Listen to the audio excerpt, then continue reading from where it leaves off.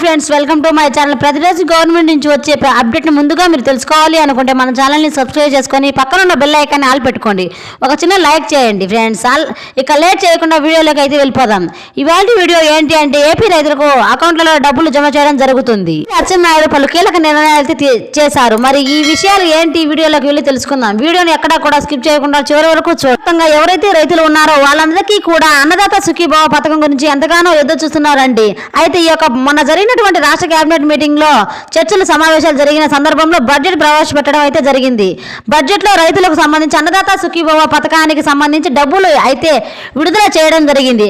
Budget లో విడుదల చేశారు కాబట్టి మనకు అకౌంట్ లో జమ చేస్తారు. ప్రతి రైతుకు కూడా 20,000 రూపాయలు ప్రతి సంవత్సరం కూడా ఇవ్వాలని చెప్పి గవర్నమెంట్ అయితే నిర్ణయం తీసుకుంది. ఈ డబ్బులు మనకు గత ప్రభుత్వంలో 13,500 రూపాయలు ఇచ్చేవారండి. ఈ ప్రభుత్వం దాన్ని పెంచి మనకు 20,000 రూపాయలు చేశారు. దీంతో కేంద్ర ప్రభుత్వం 6,000 రూపాయలు కాగా రాష్ట్ర ప్రభుత్వం వాటా 14,000 రూపాయలు. ఏపీ రాష్ట్రంలో ఉన్న రైతులందరికీ మన ఏపీ సీఎం చంద్రబాబు నాయుడు గారు అయితే అదిరిపోయే గుడ్ న్యూస్ అయితే తీసుకురావడం జరిగింది. ఈ రోజు 12 గంటల నుంచి రైతుల ఖాతాల్లోకి అన్నదాత సుఖీభావ మొదటి విడత డబ్బులు అయితే విడుదల చేయబోతున్నారు. ఆయన ఇచ్చిన హామీలలో ప్రకారం సంవత్సరానికి రైతుల ఖాతాలకు 20,000 రూపాయలు జమ చేస్తామని మనకైతే తెలియజేస్తున్నారు.